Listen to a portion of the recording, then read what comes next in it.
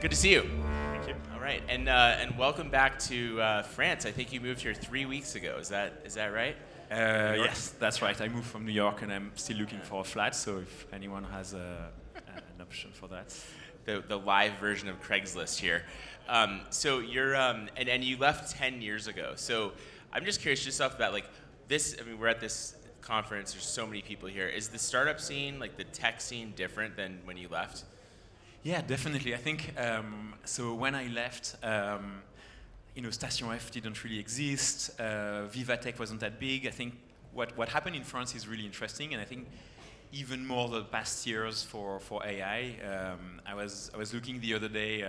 I come from a company called Palantir. I went there for 10 years, and if you went to the AI floors, it was only French people in New York, in San Francisco. So I think it's a good time for France because AI is mathematics. We have the highest number of field models in the world, and I think it's one of the reasons why I came back. Good, and you came back to join H Company. I'm probably mispronouncing that, but tell me what they do. I mean, we got autonomous agents for the enterprise, but I think we can get a more detailed description. Just let's get an overview first. Yeah, definitely. So you have everybody's talking about agents, right? You have different ways to build agents. Most of the agents that you're hearing about are LLMs with tools. So you are telling your traditional AI, this is how you surf on the internet. This is how you do computation. So this is the way most agents are built. We are building very different agents. We are taking models. We are training them with data of people clicking. We are letting our models go online, surf, understand how browser, desktop applications, mobile applications are working. And then these agents can act without even knowing the software. So you can drop them on an enterprise software that was only built for one airline and ask them to do something, and they're going to try, and they're going to find how to do it. So that's what we call computer use agents, which is, I think we are so far we are there is a benchmark called Web Voyager when you measure the computer use agents. We are the best in the world, so before the US or the Chinese model. The reason why is people are investing in the other type of agents, so traditional AI plus API, MCP, and we are focusing 100% on these kind of agents. Yeah, and H Company has an interesting history too. So it founded by DeepMind, former DeepMind employees, and DeepMind is known as the premier place for AI. But a few of the original founders left pretty soon after the company initially fundraised, just over a year ago, I think. Yeah. So you're now the CEO of this company. I mean, you must have had some questions before you agreed to move back to France and take this job. What were you thinking? Yeah, so I've been in touch with the funders and the investors for almost the whole duration of the company, and yeah, I asked all these questions. I was very happy in New York at Palantir, and the only reason I would have left was to build something similar size to Palantir. And I think it's pretty common in startups because because H raised 220 million, was the biggest seed fundraising in Europe. That was covered a bit more. So what happened is the beginning was we're going to build Edge AI, which is we're going to figure out what we're going to build. Laurent Siffre was the spine of the company, a former DeepMind researcher who did AlphaGo, so the first human being beaten by AI, AlphaFold on proteins, and he's been building a strong team of 30 researchers, building HoloOne, the model I was talking about, better than US and Chinese models. So that's what I saw. I saw that the other funders who are friends, I talked to them. They wanted to do more more theoretical research, I think. So they were okay, we'll do our own thing.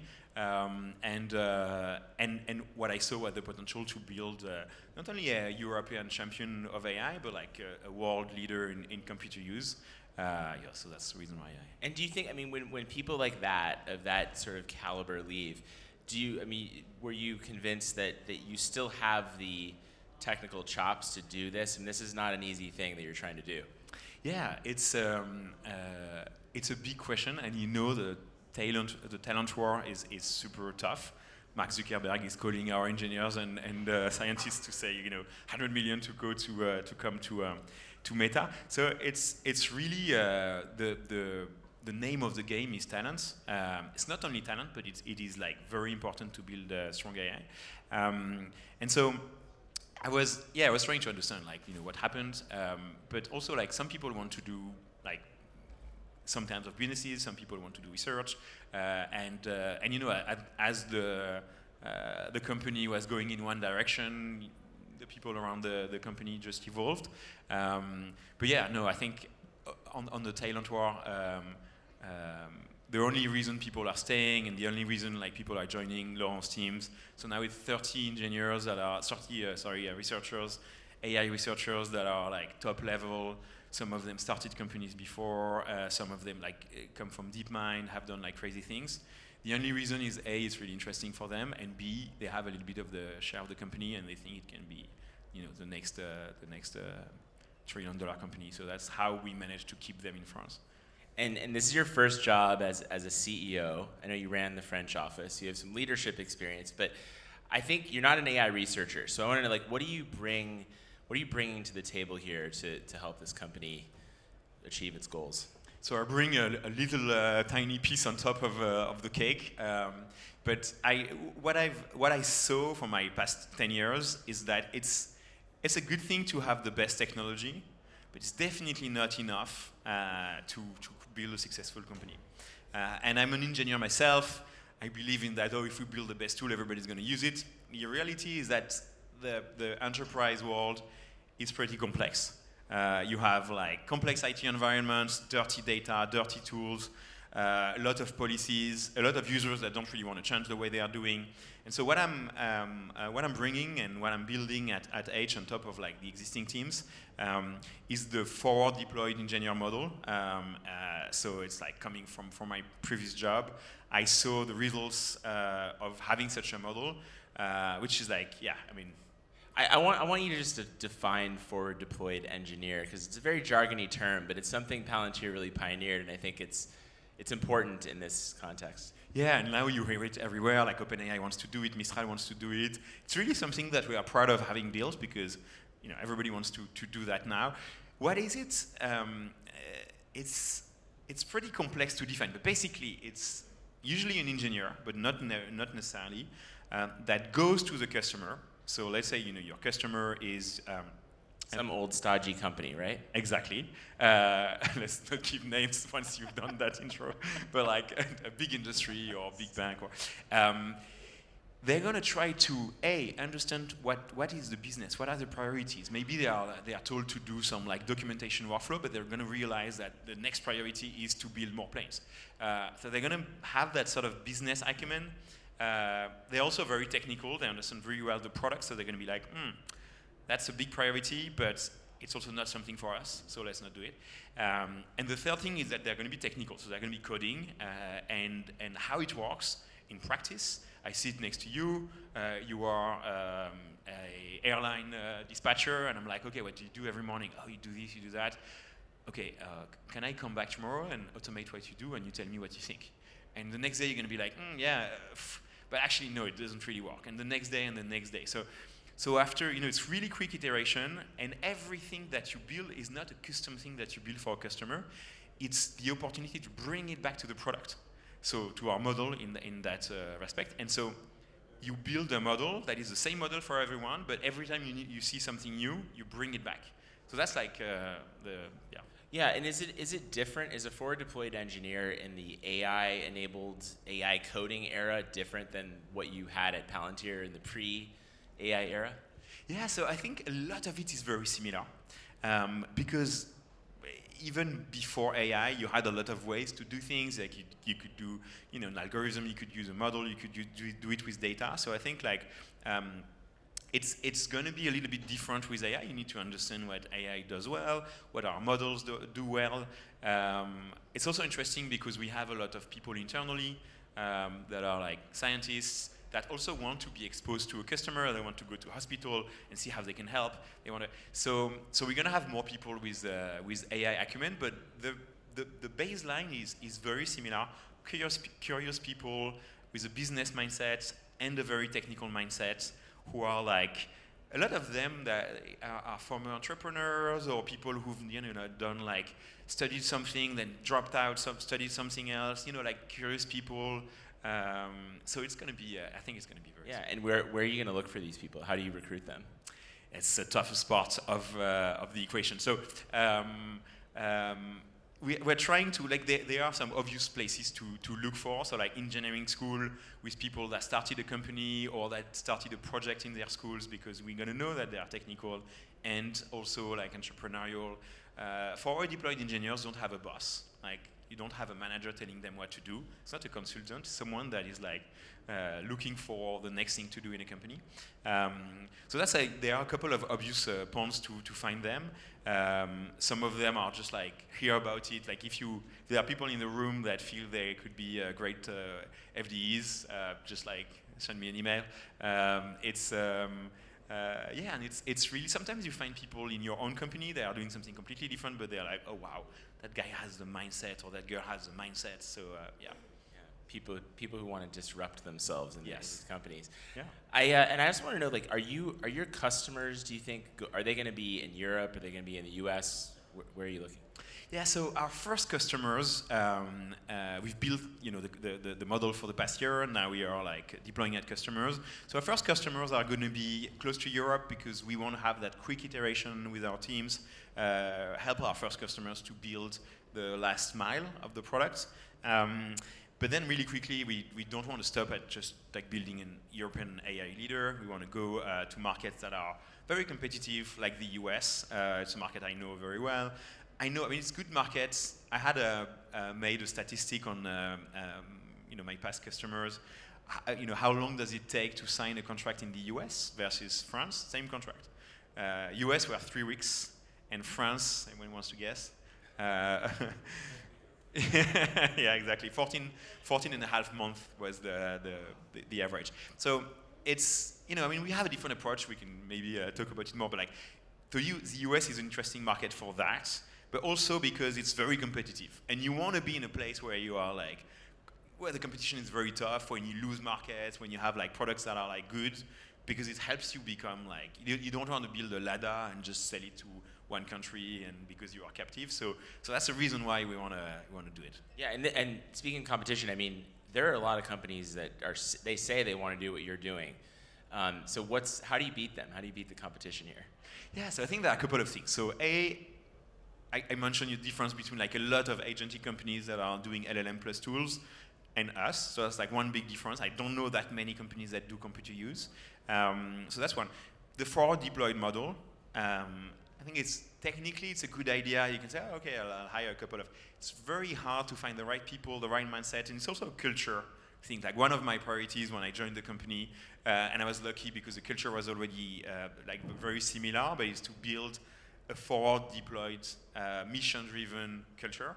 So that's like, if you have an existing company, it's really hard to change. You might have like managers, and might have like structures and policies, and this is what you can do, this is what you can't do. You have to please the customer. These are the things that don't work with forward deploy. So that's another thing.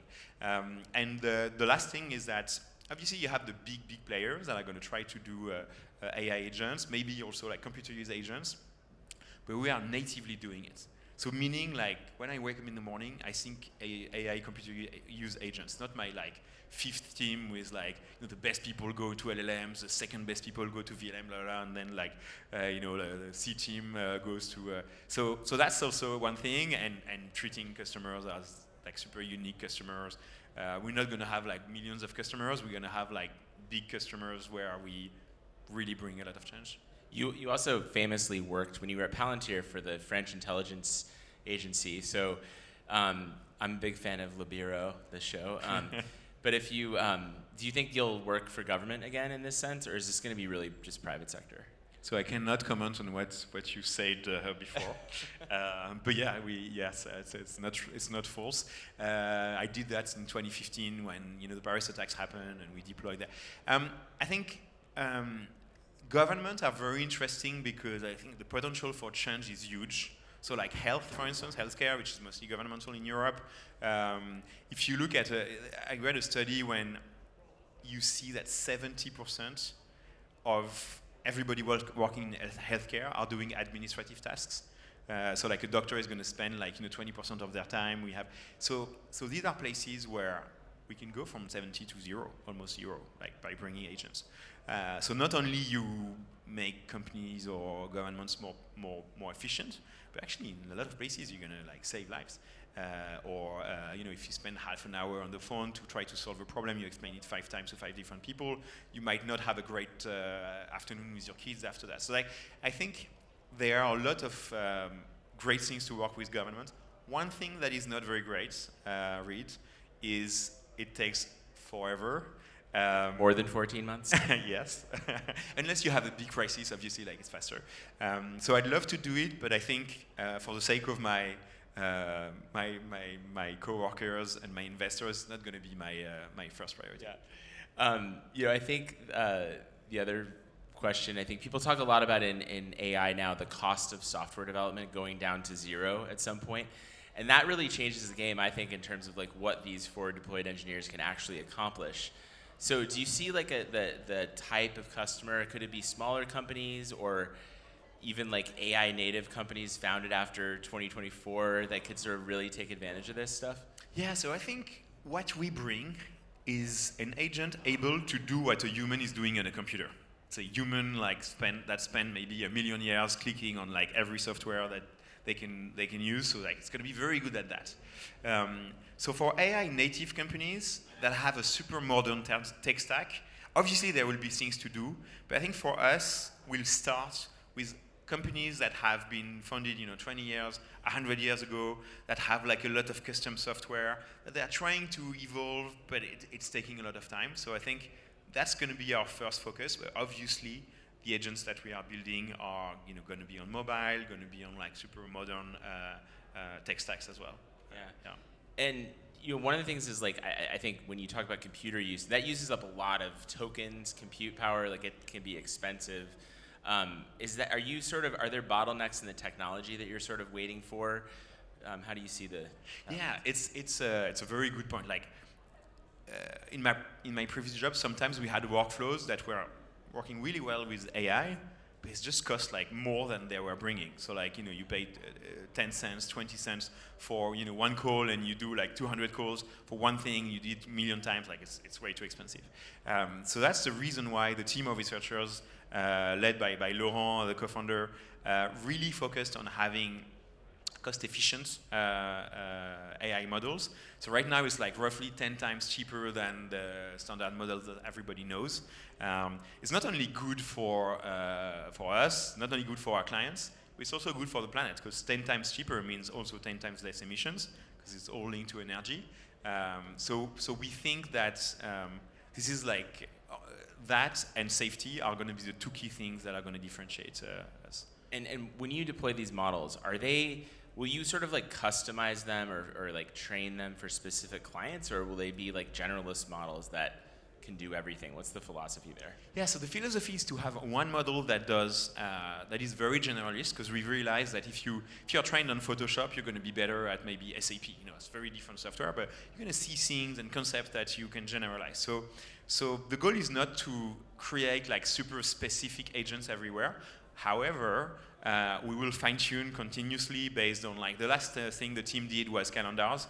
So like fine-tuning on calendars. Calendars are easy for humans to understand, but like LVM, like it's French, or like you need to click on a small arrow to get to the next month. The models didn't understand very well. So this is sort of fine-tuning that we're gonna do when we deploy and we realize that model is not doing X thing very well. Yeah. All right. Well, we're running out of time. I have one last question. So give me the timeline here. What's the trajectory of this company? You have goals for a certain number of customers at a certain time. Yeah, so the first year was building it, so we didn't get any customers. Now for a month we have a very strong product, so I had like hundreds of discussions with like French CEOs of the big companies, international CEOs, our investors. We have a lot of companies that invested in Edge that are interested in using it, like LVMH, Française des Jeux, Amazon, Samsung. I'm forgetting a lot, UiPath. And so, so that's like, these are the next step. I think what I want to do is take 2-3 big customers that we are working with between now and the end of the year. Not more, because we want to have like a first-class experience for them. We want to fine-tune the model so it's perfect. And then next year, a bit more customers. We are out of time. That was really interesting, and I hope you got a new flatmate from the audience. Yes, please come if you have. I really, really appreciate it. Thank you. Thank you, Reid.